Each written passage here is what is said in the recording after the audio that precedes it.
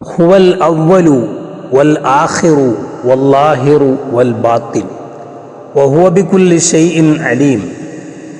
ഹുവൽ അവ്വലു വൽ ആഖിറു വല്ലാഹിറു വൽ ബാത്തിൻ വഹുവ അലാ കുല്ലി ഷൈഇൻ അലീം.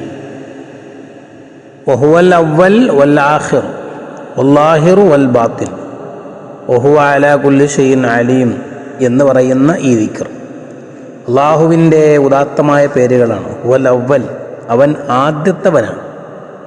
വൽ ആഖിർ, അവൻ അവസാനത്തവനുമാണ്. വല്ലാഹിർ വൽ ബാത്തിൻ, ഉള്ളും അതുപോലെ പുറവും അറിയുന്നവനാണ്.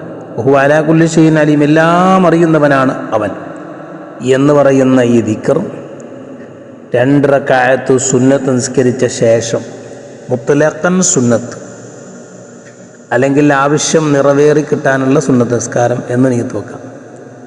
ആവശ്യ പൂർത്തീകരണത്തിന് വേണ്ടിയുള്ള സുന്നത്ത്. അങ്ങനെ പ്രത്യേകമായ 2 റക്അത്ത് സുന്നത്ത് നിസ്കരിച്ച് ശേഷം അവിടെ ഇരുന്ന് ഹുവൽ അവ്വലു വൽ ആഖിറു വല്ലാഹിറു വൽ ബാത്തിൻ വഹുവ ബികുല്ലി ഷൈഇൻ അലീം, ഹുവൽ അവ്വലു വൽ ആഖിറു വല്ലാഹിറു വൽ ബാത്തിൻ വഹുവ അലാ കുല്ലി ഷൈഇൻ അലീം എന്ന് 145, ഹുവ അലാ കുല്ലി ഷൈഇൻ അലീം എന്നാണ് 145 തവണ അതേ ഇരുത്തത്തിൽ അവിടെ ചൊല്ലിയാൽ, ഈ ദിക്ർ അവൻ ചൊല്ലിയാൽ അവൻ്റെ എല്ലാ ആവശ്യങ്ങളും ദുന്യവിയും ഉഖ്റവിയുമായ എല്ലാ ആവശ്യങ്ങളും അല്ലാഹു സുബ്ഹാനഹു വ തആല ഈ പേരിൻ്റെ, ഈ ഇസ്മുകളുടെ, ഈ ദിക്റിൻ്റെ മഹത്വം കൊണ്ട്, ബറക്കത്ത് കൊണ്ട് ചൊല്ലിയവനിക്ക് പൂർത്തീകരിച്ചു കൊടുക്കും എന്നാണ് മഹാന്മാരവിടെ കിതാബുകൾ നമ്മോട് പഠിപ്പിക്കുന്നത്. എളുപ്പത്തിൽ നമുക്ക് ചൊല്ലാവുന്നതാണ്. അള്ളാഹിൻ്റെ പേരുകളാണ്, വളരെ അർത്ഥമുള്ള പേരുകളാണ്.